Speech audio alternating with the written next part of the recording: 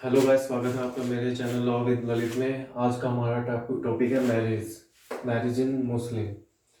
तो सबसे पहले हम बात करते हैं pre Islamic pre Islamic Arabia era की। तो प्री इस्लामिक अरेबिया एरिया में क्या होता था कि जैसे मैरिज क्या जनरली क्या होती थी कि जनरली दो जो अपोजिट सेक्स होते थे उनके बीच में एक यूनियन होना, उनका आपस में मिलना, तो उससे जो बच्चा पैदा उससे मतलब कि बच्चा पैदा करना, उसको लीगलाइज करना, लेकिन कुछ टर्म और कंडीशन थी। जो प्री इस्लामिक अरेबिक एरिया था उसमें जो वुमेन्स थी उनको एक ऐसे सिंपल एक चैटल माना जाता था। चैटल चैटल मतलब कि एक प्रकार से जैसे ये संपत्ति, एक संपत्ति हो मेल की। तो उनको कुछ इतने राइट्स नहीं थे, वो अपनी उनकी कोई व्यक्तित्व मतलब इंडिविजुअलिटी नहीं थी कि अपने हिसाब से कुछ निर्णय ले सकें या कुछ कर सकें। तो प्रॉफेट मोहम्मद ने जी ने क्या किया, जो पैगंबर मोहम्मद थे उन्होंने इनको इक्वालिटी देने की कोशिश की। जैसे मैन और वुमेन को एक साथ रखने की कोशिश की, मतलब कोशिश की कि दोनों को बराबर का हक मिले। तो उन्होंने कई चीज़ें की जिससे वुमेन्स को उनके बराबर राइट मिला। उन्होंने ऐसी ऐसी मतलब सिद्धांत या रूल बनाए जिसमें जो है औरत को सिंपल एक प्रॉपर्टी ना माना जाए, एक भू संपत्ति ना माना जाए, बल्कि एक ह्यूमन के तौर पर एक मतलब कि एक सोसाइटी का मेंबर माना जाए, जिससे जिसको अपनी खुद की आज़ादी हो अपने बारे में डिसीजन लेने के लिए। प्री इस्लामिक अरेबिक इरा में जो था कि वो जो वुमेन थी वो टोटली डिपेंडेंट थी अपने हस्बैंड्स पे, उनकी अपनी कोई पहचान नहीं थी। तो पैगंबर मोहम्मद जी ने उनको अपनी उनकी पहचान दिलाई। मतलब वो उस प्री इस्लामिक अरेबिक एरिया से पहले वो डिसीजन नहीं ले सकती थी अपनी प्रॉपर्टी के बारे में, किसी भी चीज़ के बारे में। तो बाद में पैगंबर मोहम्मद ने उनको उनका राइट दिलवाया, उनको अथॉरिटी दी कि अपने प्रॉपर्टी के मामले में खुद डिसीजन ले सकें, सब कुछ कर सकें। तो अब हम चलेंगे कि मैरिज क्या होती है। डेफिनेशन ऑफ मैरिज जो है द अरेबिक वर्ड निकाह, निकाह जिसको हम मैरिज भी कह सकते हैं। जनरली क्या होता है, the union of sexes and in law this term means marriage. यानी कि अरेबिक वर्ड है जो मैरिज का अरेबिक वर्ड है निकाह, जिसका मीनिंग होता है कि दो सेक्सेस का मिलन होना। और इन टर्म्स ऑफ लॉ, कानून के टर्म में क्या कहते हैं उसको, मैरिज यानी कि शादी। Under the Muslim law the marriage is a civil contract for legalization of intercourse and for legitimation of children. जो मुस्लिम लॉ क्या कहता है कि मैरिज जो है, एक शादी जो है, एक नागरिक अनुबंध है जिसका मेन वर्क है, मेन फंक्शन ये है कि जो सेक्सुअल इंटरकोर्स होता है उसको एक वैध करा, मतलब वैधानिक वैध रूप से मतलब वैध तौर से इसको मान्यता दे देना। और जो इससे जो बच्चा पैदा होगा उसको भी एक वैध नाम दे देना। डिफरेंट डिफरेंट जूरिस्ट ने अपने डिफरेंट अपने व्यू दिए कि मैरिज क्या होती है, जिसको हम आगे एक्सप्लेन करेंगे। According to Sabha, marriage is a contract underlying a permanent relationship based on mutual consent on the part of man and woman। इसके अकॉर्डिंग मैरिज जो है एक कॉन्ट्रैक्ट है, एक अनुबंध है, एक परमानेंट एक पक्का अनुबंध है जिसके अकॉर्डिंग जो बेस्ड है रिलेशनशिप पे, और जिसमें दोनों की म्यूचुअल कंसर्ट होती है, मैन आदमी की भी औरत की भी। तो इसके अकॉर्डिंग एक जो है शादी क्या है, एक कॉन्ट्रैक्ट है, एक अनुबंध है जिसके में रिलेशनशिप बीच में रिलेशनशिप मेंटेन होता है बीच में मैन और वुमन के, जब जब दोनों की आपस में एक कंसेंट हो, दोनों अपनी मर्जी से रिलेशनशिप में आए। तो according to J Mohammad, marriage among Muslim is not a sacrament but purely a civil contract. जो जूरिस्ट है जे मोहम्मद, उन्होंने कहा था कि जो शादी है होती है जो मुस्लिम्स के बीच में, वो एक सैक्रामेंट नहीं है, यानी कि एक सांस्कृतिक कार्यक्रम या संस्कार वगैरह नहीं है। जनरली सिर्फ और सिर्फ एक नागरिक अनुबंध है। And according to Wilson, marriage is a contract for the purpose of legalising sexual intercourse and for procreation of child. तो और जैसा कि हमने अभी बताया था कि क्या है शादी, एक कॉन्ट्रैक्ट है, एक अनुबंध है, जिसका पर्पस ये है कि जो सेक्सुअल इंटरकोर्स दो अपोजिट सेक्स के बीच में होता है उसको लीगलाइज कर देना, उसको वैध करार देना और कानूनी रूप से मान्यता दे देना। And for procreation of child यानी कि बच्चे का पैदा करने के जो प्रजनन होता है उसको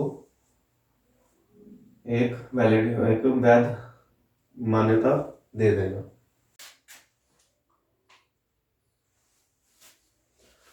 तो अब हम बात करेंगे according to Hedaya. According to marriage क्या है? मैरिज जनरली एक कॉन्ट्रैक्ट है, एक अनुबंध है for the purpose of legalising sexual intercourse, यानी कि जो सेक्सुअल इंटरकोर्स है उसको एक लीगलाइज, एक कानूनी वैधता देना। And for the procreation of legitimation of children, यानी कि for procreation of legitimation of children, यानी कि बच्चों को पैदा करने के लिए जो प्रजनन है, बच्चों का प्रजनन है उसको वैलिडिटी देना। And regulation of social life, यानी जो हमारी सामाजिक लाइफ है उसको भी रेगुलेट करना, किसके लिए? सोसाइटी के इंटरेस्ट के लिए। By creating the rights and duties, जो हमारे जो अधिकार और कर्तव्य हैं जो बिटवीन दो पार्टीज हैं उनके बीच में मेंटेन करना। एंड फॉर द चिल्ड्रन के लिए भी। तो जनरली मैरिज क्या एक कॉन्ट्रैक्ट है जिसके अंदर जिस दो पर्सन सेक्सुअल इंटरकोर्स करते हैं जिसमें उसको कानूनी वैधता दी जाती है मैरिज में। उसके अलावा जो उनसे बच्चे जो पैदा होते हैं उनको भी कानूनी वैधता दी जाती है। और इसमें एक सोशल लाइफ को रेगुलेट किया जाता है, जो जिसमें दोनों जो पार्टियां हैं उनका एक कर्तव्य होता है और एक ड्यूटी या अधिकार होता है कि सोशल लाइफ को मेंटेन करना और एक दूसरे की इज्जत करना, और साथ में बच्चों के भी जो राइट्स हैं या कर्तव्य है उनका भरण पालन पोषण करना। और अब हम बात चलेंगे कि ऑब्जेक्ट्स ऑफ मैरिज, यानी कि मैरिज के ऑब्जेक्ट्स क्या होते हैं, मैरिज किस लिए की जाती है। फर्स्ट पॉइंट है लीगलाइजिंग सेक्सुअल इंटरकोर्स, यानी जो सेक्सुअल इंटरकोर्स है आपस में जो मेल एंड फीमेल करते हैं, दोनों का जो मिलन होता है उसको एक कानूनी रूप से वैध करना। प्रोक्रिएशन ऑफ लेगिटिमेट चाइल्ड, यानी जो चाइल्ड है वो एक कानूनी तरफ से ऐसे बच्चे को पैदा करना जो एक कानूनी तरफ से जो जायज हो। Ordering of domestic and social life, जो डोमेस्टिक और सोशल लाइफ यानी कि जो घरेलू और जो सामाजिक जीवन है उसको आपस में उसके बीच में बैलेंस करके चलना। कीपिंग डिसिप्लिन ऑफ फैमिली, जो फैमिली का डिसिप्लिन है उसको मेंटेन करना। और responsibility of wife and children, जो वाइफ की और जो बच्चों की पत्नी और बच्चों की जो रिस्पॉन्सिबिलिटी है उसको समझना। अपब्रिंगिंग ऑफ वर्चुअस चिल्ड्रन, यानी कि गुणवान बच्चे का भरण पालन पोषण करना। इसके बाद हम बात करेंगे कि जो है नेचर क्या होता है मुस्लिम मैरिज का। कुछ जूरिस्ट का कहना है कि ये एक प्रकार से कि एक अनुबंध है, कुछ कहते हैं कि ये एक रिलीजियस एक्टिविटी है और इसका एक लीगल एस्पेक्ट भी है जिसको हम आगे डिस्कस करेंगे एक एक नेचर को अलग अलग तरीके से। अगर हम बात करें legal aspect of Muslim marriage की, तो लीगल एस्पेक्ट के अकॉर्डिंग जो है हमारी जो मुस्लिम मैरिज है एक प्रकार से ये नागरिक अनुबंध ही होता है जिसमें दो पार्टीज के बीच में करार होता है। ठीक है, तो वो किस टाइप का होता है तो ये क्यों कहा गया कि जो मुस्लिम मैरिज है जनरली एक तरह का अनुबंध है। इसको हम एक्सप्लेन करेंगे point wise point. The party, आपको ये पता होता है कि कॉन्ट्रैक्ट होता क्या है। कॉन्ट्रैक्ट क्या होता है? लाइक जैसे अब मैं किसी को कोई चीज़ ऑफर कर रहा हूँ कि अगर तुम मुझे ये काम करके दोगे तो मैं तुम्हें 10 रुपये दूंगा, या तुम्हें इस काम के बदले मैं इतनी मनी तुम्हें दूंगा। ये हो गया मेरी तरफ से किसी को ऑफर। अब ये डिपेंड करता है कि सामने वाले पे की कॉन्ट्रैक्ट को पूरा होने के लिए ये डिपेंड करता है सामने वाले पे कि वो उसको ऑफर को एक्सेप्ट करता है कि नहीं करता।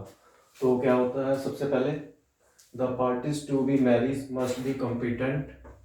ठीक है, जो पार्टीज हैं मैरिज के लिए, जो दो मेल और फीमेल में शादी करना चाहते हैं वो मस्ट बी कॉम्पिटेंट कॉम्पिटेंट होने चाहिए, यानी कि समर्थ होने चाहिए, वो अपने ये डिसीजन लेने के लिए समर्थ होने चाहिए कि हम शादी में आपस में शादी करें। लाइक जैसे कॉन्ट्रैक्ट में अगर दो पर्सन आपस में कॉन्ट्रैक्ट करते हैं तो एक दूसरे में सक्षम होने चाहिए कि ताकि वो कॉन्ट्रैक्ट में अनुबंध में अपनी एंट्री कर सकें।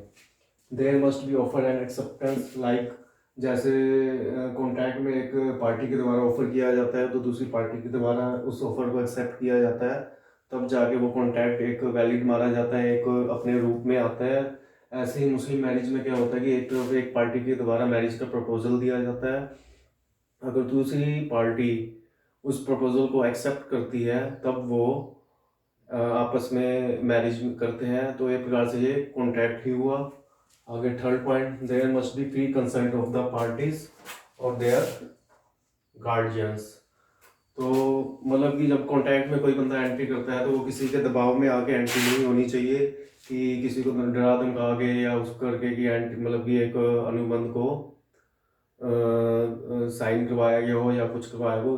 सेम लाइक इसमें भी होता है कि जो पार्टीज आपस में पार्टीज हैं जो या जो गार्डियंस हैं उनकी आपस में फ्री कंसर्ट हो, यानी कि किसी के दबाव में आके ना वो सहमत ना हुए हों शादी के लिए।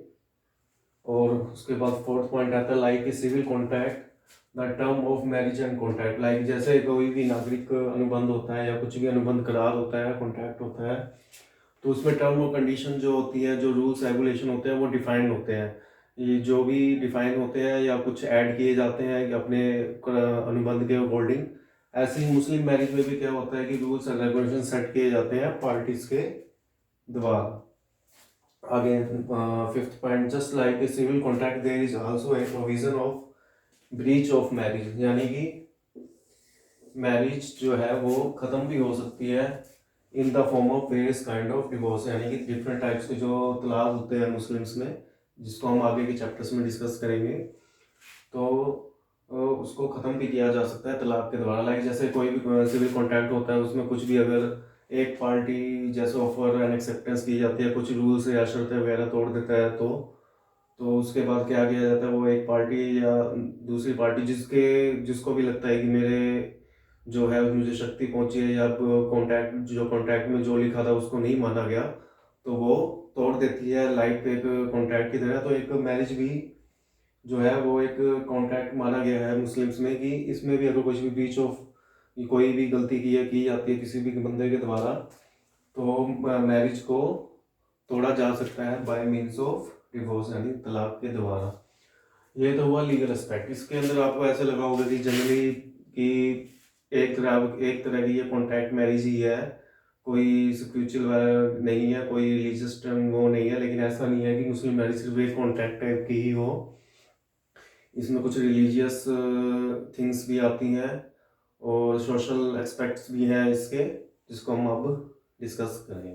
अगर अब हम सोशल एस्पेक्ट की बात करें तो सोशल एस्पेक्ट में it may be noted that nikah is social institution on the basis of following points, यानी कि जो निकाह या मैरिज होती है उसमें बीच में एक सोशल इंस्टीट्यूशन है, ना कि एक कॉन्ट्रैक्ट या फिर सिविल कॉन्ट्रैक्ट नहीं है।